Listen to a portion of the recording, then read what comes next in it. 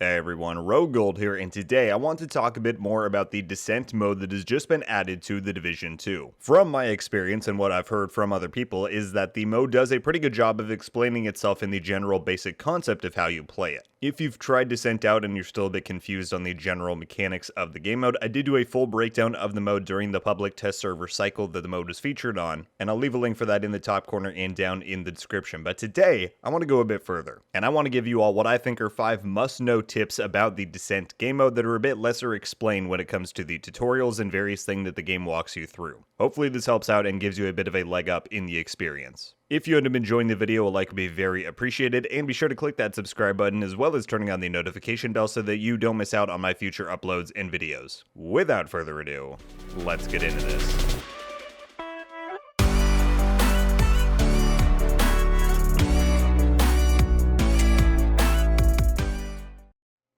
Alright, so as I said before, I have 5 tips that I want to go over. These are in no particular order or relative significance compared to one another, and just note that while you may know some or even all of these, there is somebody out there who is going to be helped out by this list, and if you have any further advice or things that I don't speak on in this video, definitely leave it down below. It'd be very helpful. Also note that there are timestamps down below so you can skip around to the various tips I cover in the guide.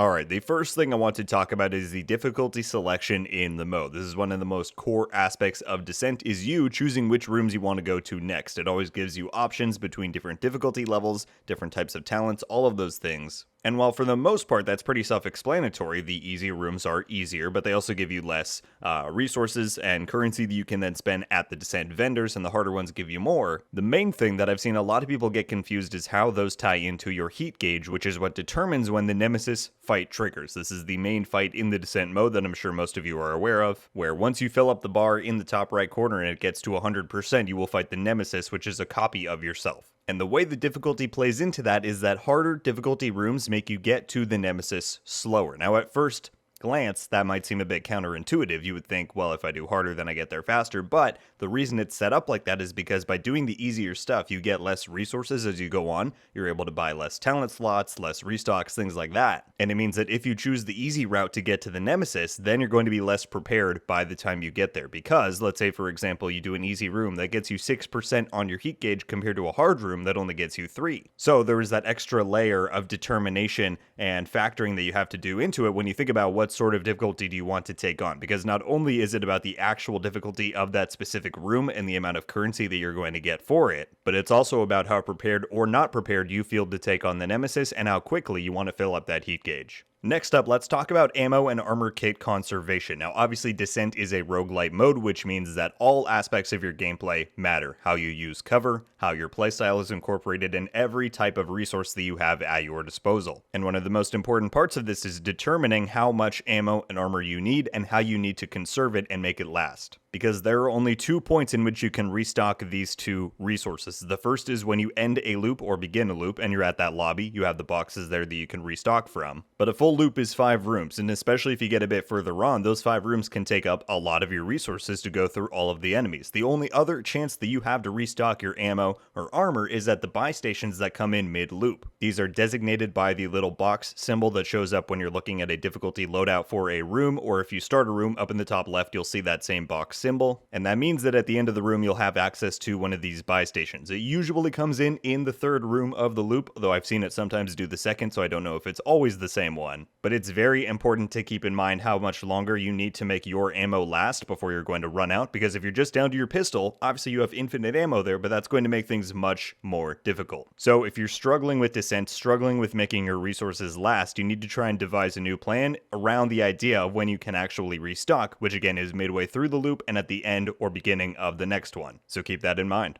Then let's talk a little bit about the talent selector. This is another very core part of the Descent mode. After every run you do, you get to pick a new talent to add to your build, loadout, whatever you want to call it. This part is pretty self-explanatory, but what I think a lot of people are missing out on is the fact that you can actually re-roll and skip this talent selection. So next time you're at one of the loadouts, you're looking at the screen, you see the 3 talents you have to pick from. At the bottom though, you have 2 extra prompts. If you're unhappy with the selections you've gotten, or you just don't want any of them, the first option you can do is click re-roll, which is going to cost you 250 of your descent currency to give you a fully new selection of 3 talents to choose from. You can continue to do this over and over, but it is going to cost you more currency the more times you try and do it. So that's one great option to try and further narrow down what types of talents you're getting if you want a very specific one for your setup. But additionally, if you just keep doing that or you just don't want the selection to begin with, there is also a prompt at the bottom to skip the talent choice. This will give you 250 of the descent currency, and then you can just move on without any talent picked for that room. Both of those options can be very valuable, especially as you get further on into the mode,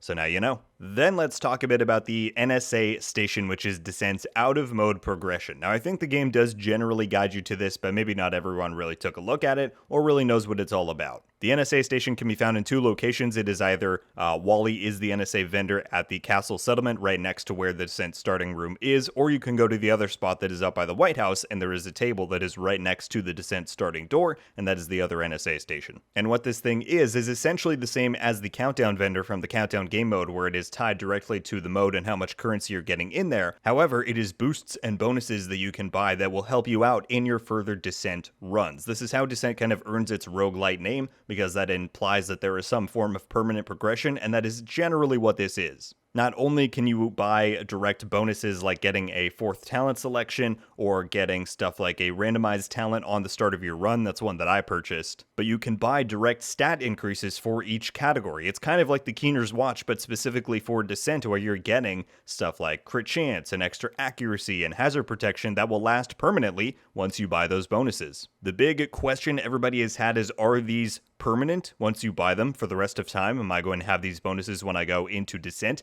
From my testing, from what I've seen, the answer is yes. Once you buy these bonuses, you'll have them forever. Theoretically, there could be a date or time when these reset every season. I really couldn't tell you, but for now, they do seem to be permanent. So if there's any specific area that you feel like you are lacking in, whether it's offensive, defensive utility, maybe there's some of these bonuses you can buy that'll help you out. Or as I said, just get that one that is the random 4th talent to start out with, because there's really nothing bad about that. It can only help you. So be sure to check out the NSA Station and take advantage of some of the opportunities it provides. And last up, we come to what I am dubbing strategic choices. Now, this might seem obvious, but I do really want to stress how important it is to really alter your decision-making process when it comes to the Descent mode. You are constantly making choices, whether it's the weapon and skill that you want to start out with, whether it's the talents that you want to take after each room, whether it's which bonuses you want to buy, how you distribute your currency, which difficulty rooms you want to select. I mean, the entire mode is all about your own choices. And what I'm seeing right now, so many people say that they're struggling with Descent. I have to wonder if there is some degree of it where they're not quite altering their decision-making enough from how they do in the normal game. And by that I mean this is a very different experience, and I think just because some things in the normal game might not be the most used or the most useful does not mean that they are not in Descent. I'll give a few random examples. For one, rifles are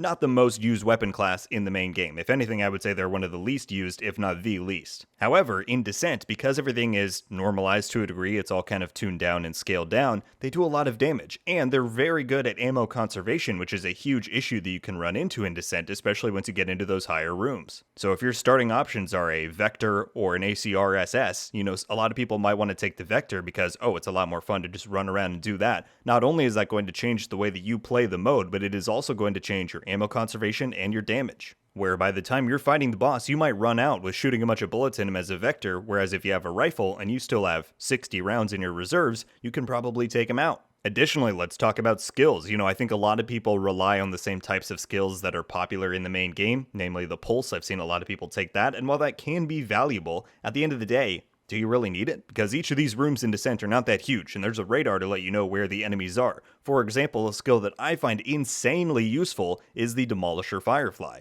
And this is one that you would never see people rocking in the main game, but what it does is it targets the weak points on enemies, so if they run out of a door, and let's say it's a cleaner group, and there's 2 of them that have the exploding canisters on their back, the Firefly will automatically detonate those and cause a huge area of effect damage radius to everybody that just spawned out of that door. So suddenly it went from how do I control all of these ads that are just rushing out to, oh, they all just exploded in front of my face because I clicked one button. So obviously the circumstances around this are going to change every time you do Descent because it is always a different experience and giving you different choices and options. But in general, I have to highly stress that you just continue to evaluate and keep in mind how you are making your decision-making process within Descent. Because again, something that might not be very useful or good in the normal game can be beyond valuable in this type of an experience. So just try and keep that in mind. Everybody, those are what I think are 5 must-know tips for the Descent game mode in The Division 2. I really hope it helped out. I've seen a lot of people say that they are struggling so far with this new experience. It is a big departure from the main Division experience that we are used to, but there is a lot that can really aid your gameplay and your overall run,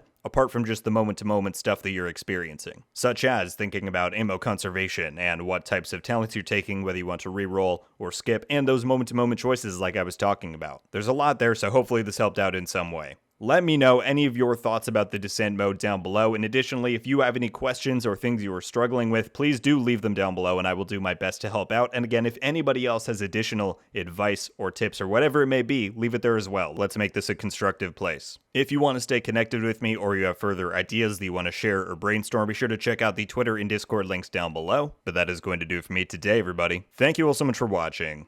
I'll see you in the next one. RogueGold. Ow.